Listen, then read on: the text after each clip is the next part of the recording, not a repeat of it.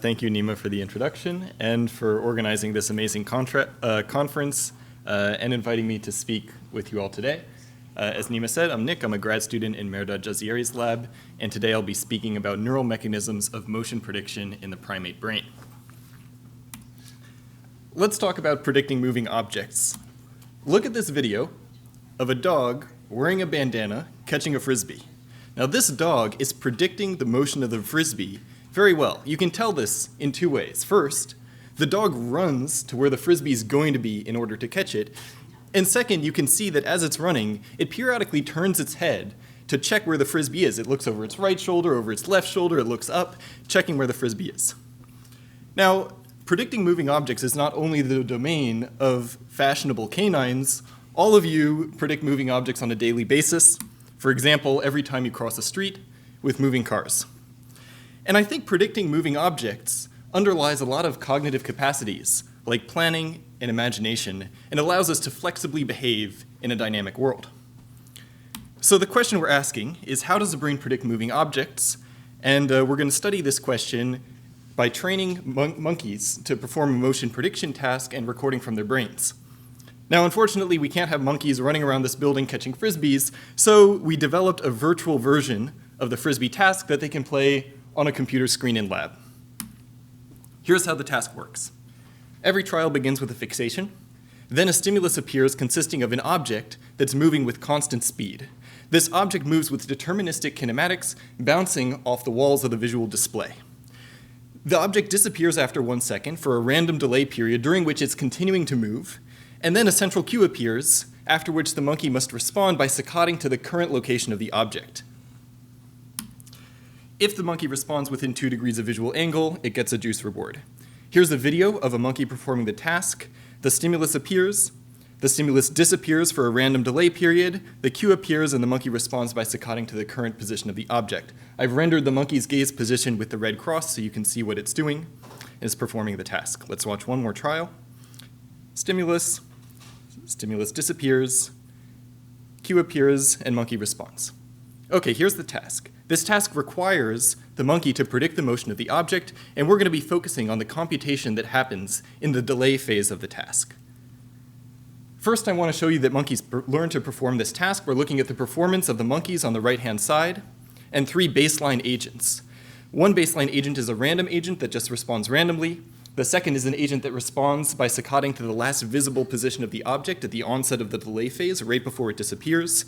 And the third baseline agent is an agent that doesn't take into account the duration of the delay phase, but otherwise performs optimally. And you can see that the monkeys outperform all of these baseline agents, which means that they are predicting the motion of the occluded object, and they are taking into account the duration of the delay phase. Okay, so let's talk about what could be going on in the heads of these monkeys while they're predicting this object. For neural hypotheses of the delay activity of the monkey, we have a couple of hypotheses in mind. One possibility is a simulation strategy where the delay neural activity tracks the object's moving position while the object is invisible.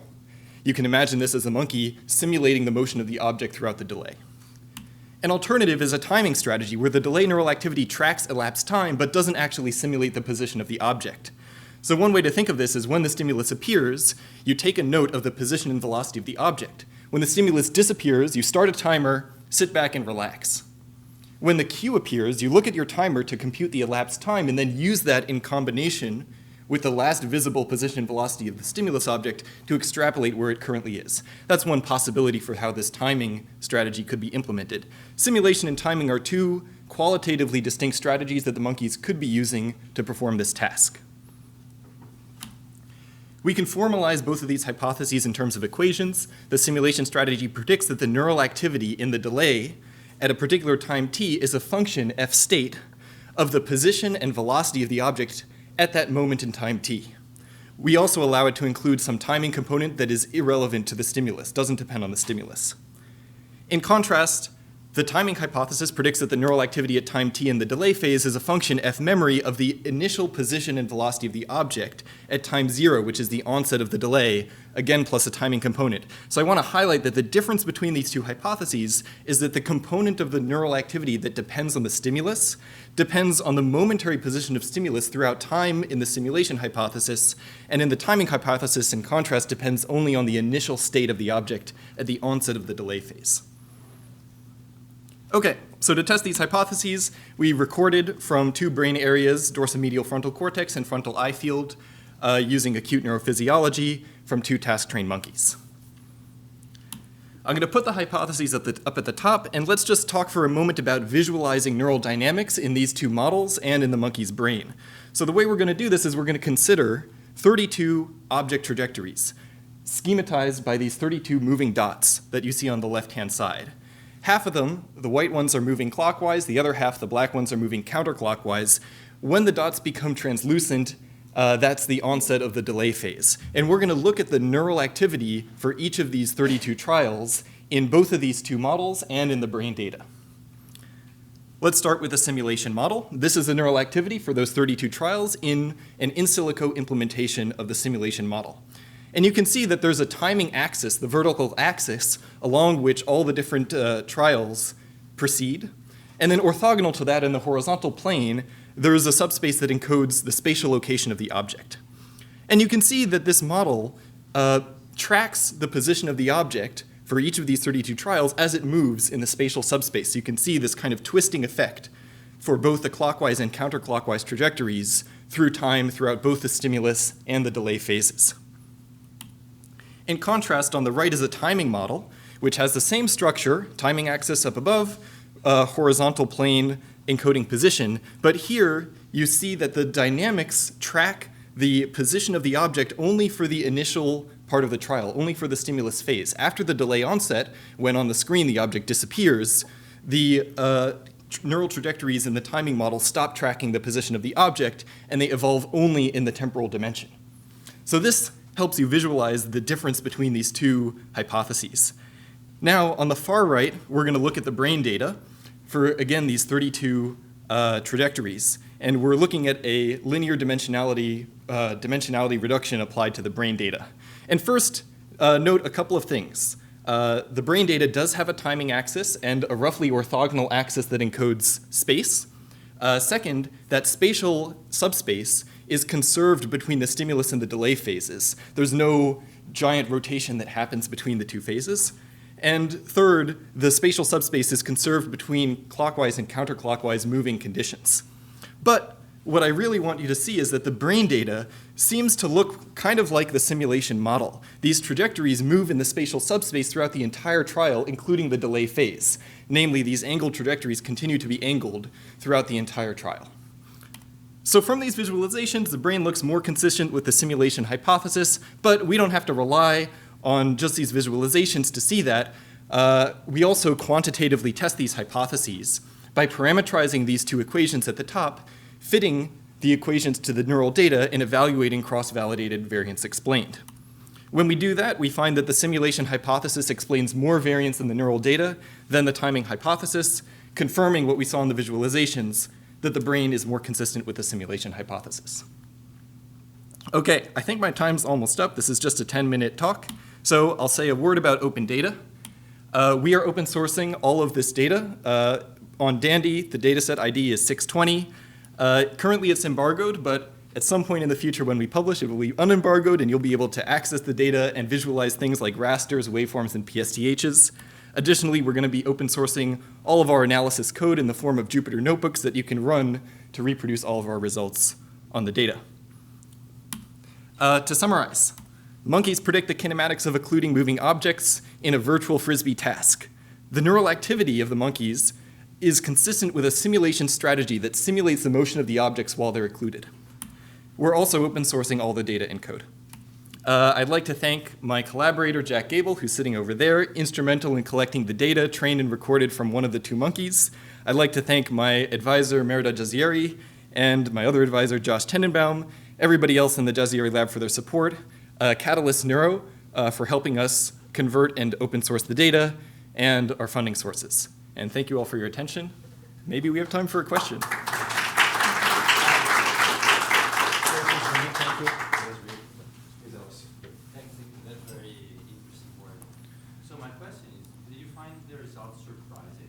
Right, when you showed the task and I tried to do it myself, I was actually simulating the location of the frisbee in my mind. And if you asked a human, it could or she could tell. So would you say that if you repeated the experiment and showed humans doing the task, they could tell what kind of strategy they're employing, and it would be a simulation strategy? Great question. Did we find the results surprising? I was a little bit surprised for a couple of reasons. First is the brain areas that we recorded from, particularly DMFC, is really a timing area. Past research in this area shows a lot of timing, and there's no evidence or very little evidence that it actually does mental simulation of occluding objects. So in this particular area, we were a little bit surprised to find the simulation. I'll say that having played the task a lot myself, I also do simulate, but from a monkey that's been trained on this task for months, it's not at all clear that they would continue to simulate. I'll also add that the other aspects of the data, the fact that there isn't a big rotation or change in subspace between stimulus and delay phases was surprising, as well as the fact that the spatial subspace is conserved regardless of the direction that the object's moving. So those few aspects of the data, they weren't obvious to us beforehand, but it does kind of make intuitive sense based on the task. Thanks for the question. So, I have a quick question. And the results that you showed in terms of the model fitting also says that the timing model actually has a decent fit. Yes. Does that tell you something about that being a possibility? Yes. So you're saying that the bar here for timing is pretty high. I'll say that this may be because a lot of the variance in the neural data in these areas is explained by time. A lot of the neurons show some temporal ramping. So what you're seeing here is that the timing component of these models alone does explain a lot of the variance of the data. That being said, there is a significant difference between the simulation and the timing model, so the spatial component is significant. But I think what you're seeing with the high timing bar here is that they're just temporal dynamics, anticipatory signals, ramping signals in time that many, many neurons in these brain areas observe. All right, any last question for Nick? Sherry? Yeah, in the spirit of benchmarking, as was discussed in the last panel, how do you think this compares to the variance explained with a lower dimensional model? Like how much, I guess, is the level that you're explaining here, is that very good, you think, for the DMFC neurons? Or, yeah, I just wanted to get a sense of other comparisons that you could make with this data. Yes. That's a good question. I don't have a great sense of that for this particular data. In a very related task, we've gone a bit farther along this line where we have taken generative models of the data that parameterize all the neurons as Poisson, simulated data from those models, and then refit the models on that simulated data. And based on that exercise of generating and then refitting the models based on the data, where the simulated data has similar noise statistics as the real data, we find that the models actually capture nearly the ceiling of possible variance you could explain given the noise statistic of the neurons. So I haven't actually done that for these particular models right here, so I can't say for sure, but based on what we've done in related tasks, my hunch is that these are pretty close to the noise ceiling of variance explained that you could expect. But when we write it up, you'll see this. I was just curious if both of these are missing something or not. And that's like, Yeah, not 100% sure for this particular data set. I was just wondering, is it like that would be also like equivalent to saying that first of all, the monkey or humans take into account location, the last time they see, then the velocity, last time they see, and then kind of acceleration. Because what you were saying, like, when you were showing the kind of the difference, the points are in the same place and they are moving in the direction. So for me, it looks like the timing model would be equivalent, just kind of more remembering where the point was the last time. And the simulation was like just taking into account the velocity.